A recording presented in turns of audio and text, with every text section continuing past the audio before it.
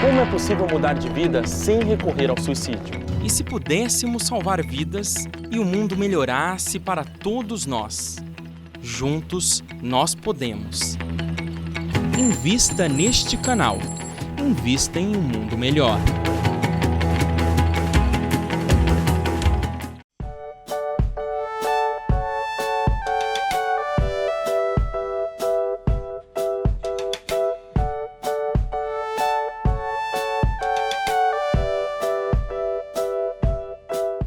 Estamos de volta com o programa Mediunidade, hoje através da TV Mundo Maior, e hoje aproveitando aqui a palavra de Emmanuel para lavarmos roupa suja em casa, falando sobre o tema da mediunidade.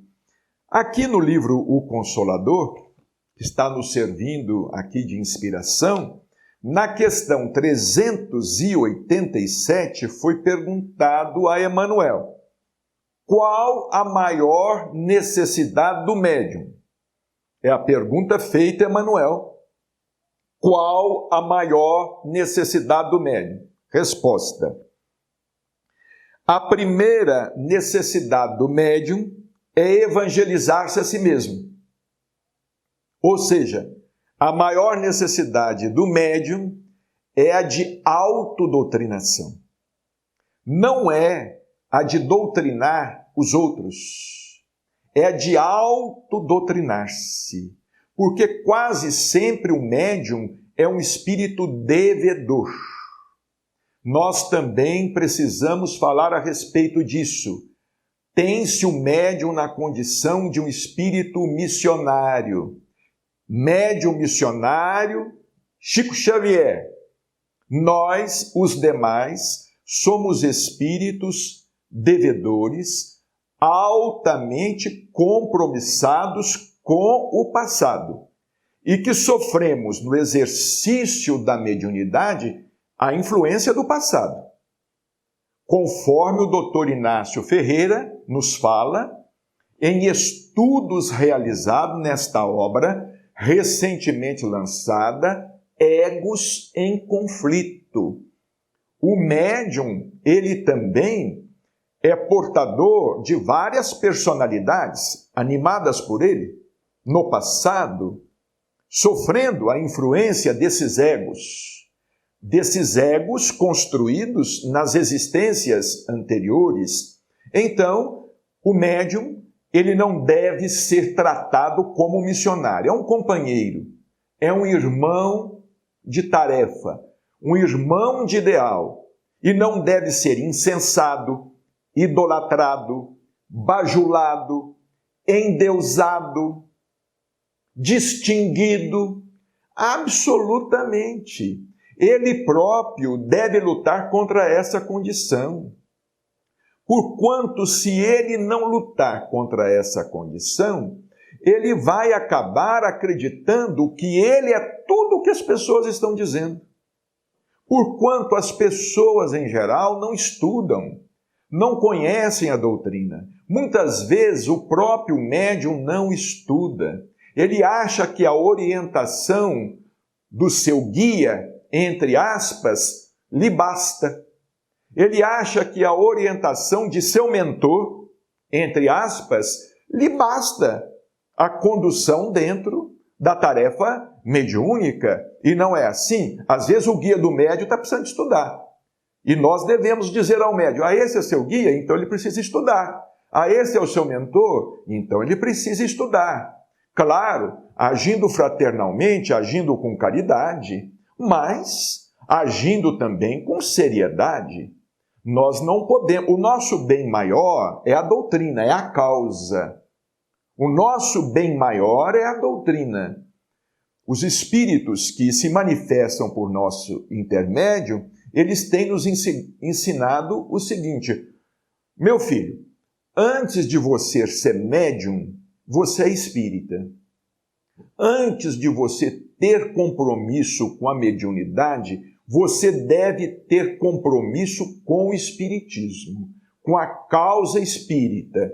Então, primeiro eu sou espírita, médium eu sou depois. Eu não posso colocar a mediunidade adiante do meu compromisso doutrinário.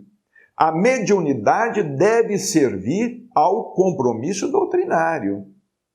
E por isso é que Emmanuel diz aqui, a primeira necessidade do médium é evangelizar-se a si mesmo, antes de entregar-se às grandes tarefas doutrinárias. Por de outro modo, poderá esbarrar sempre com o fantasma do personalismo em detrimento de sua missão. E é como alguns amigos nossos dizem, infelizmente muitos não estudam e começam a falar daquilo que não sabem.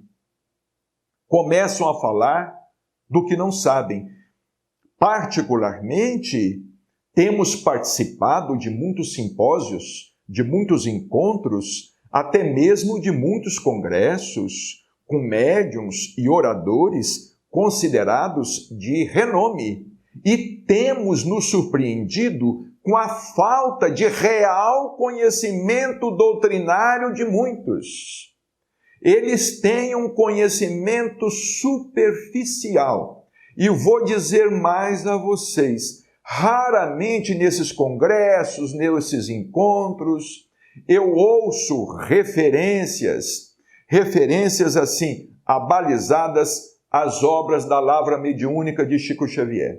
Quando muitos citam o Livro dos Espíritos, quando muitos citam o Livro dos Médiuns, que quase não é citado, o céu e o inferno, então, nem é ventilado, não é ventilado, a Gênese é pouquíssimas vezes, o livro é pouquíssimas vezes citado, então eu fico pensando, não é que realmente, por exemplo, existem pessoas que estudam a doutrina 2 anos e param de estudar, e acham que aquele estudo é suficiente para gastar o resto da existência, o resto da encarnação. Ora, a doutrina é dinâmica.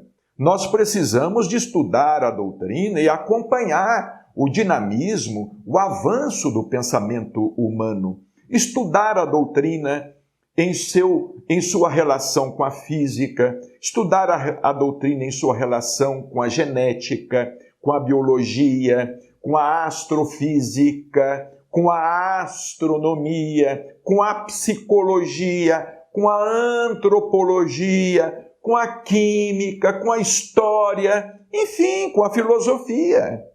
A doutrina precisa ser estudada de uma maneira ampla. E se você só conhece o Livro dos Espíritos, você vai me desculpar, se você realmente conhece.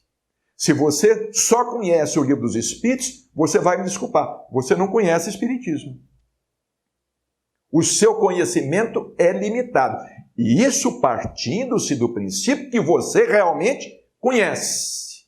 Porque o que a gente vê por aí é uma falta de conhecimento muito grande. Como dizia o professor Herculano Pires, o Espiritismo continua sendo, principalmente para muitos espíritas, o grande desconhecido. Muita paz e até a próxima semana.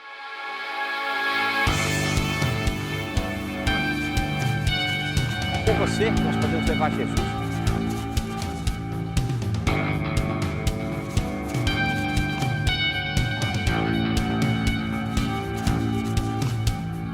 Invista neste canal. Invista em um mundo melhor.